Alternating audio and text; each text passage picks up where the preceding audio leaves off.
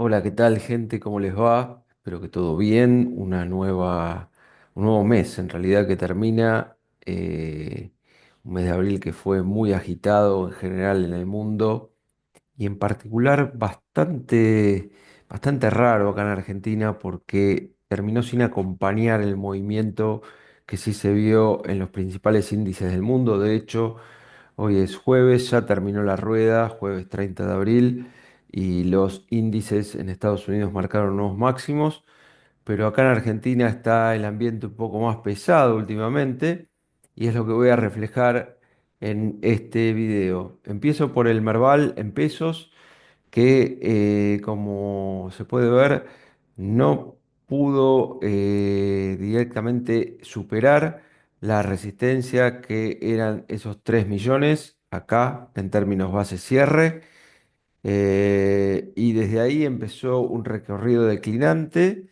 que el número que refleja hace un rato es prácticamente sobre el 38% en términos base cierre de este movimiento, el último movimiento ascendente. Si bien en la semana estuvo bastante más abajo, incluso casi accediendo al 50%.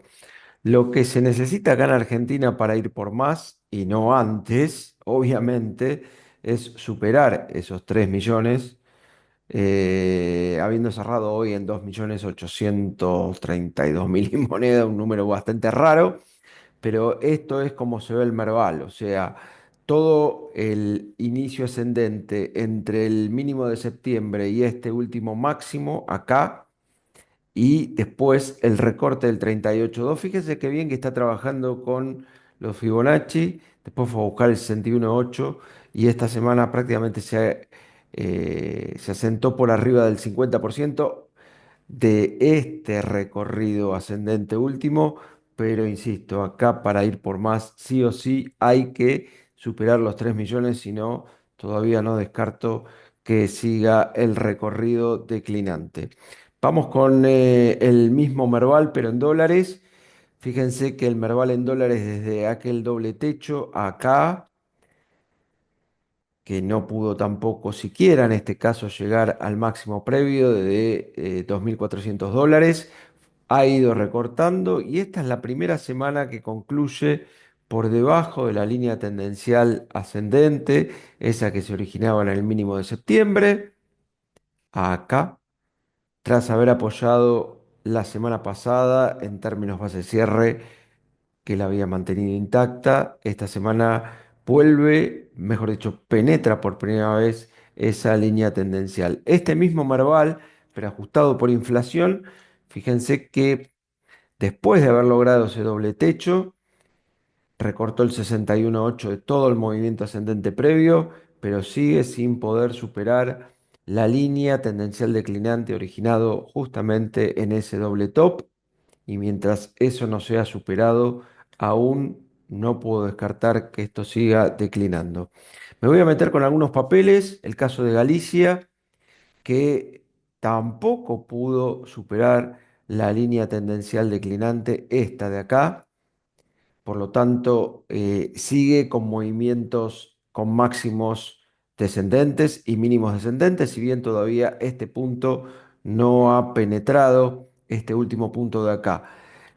Obviamente el soporte extremo sigue siendo el 61,8 de todo este movimiento ascendente previo.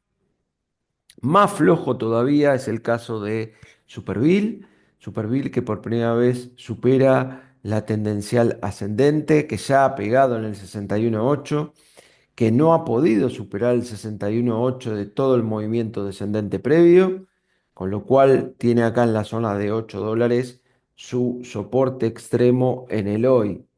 Muy importante. YPF en base cierre mensual, ya que terminó el mes.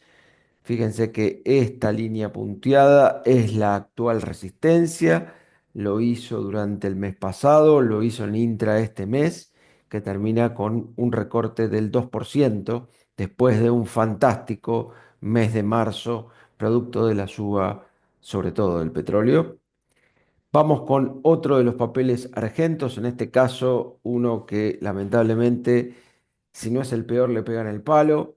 Es el caso de Globan, que cierra o mejor dicho, todavía falta, mañana en Estados Unidos hay mercado, pero está en el peor momento desde aquel máximo, alcanzó un nuevo mínimo durante esta semana, ligeramente por debajo de los $40, ha reaccionado un tanto desde ahí, pero fíjense qué pesadilla que es este papel y que básicamente después de haber intentado superar la zona de 70-71 que representa su gran resistencia en el hoy, volvió a bajar nada menos que prácticamente el 40-45%, una locura total lo que es este papel, de pasar a ser, sin lugar a dudas, el número 2, diría yo, de los más observados en el exterior, después de Meli, a la catastrófica caída que ya lleva por lo menos casi 5 años, realmente de terror. Hablando de Meli,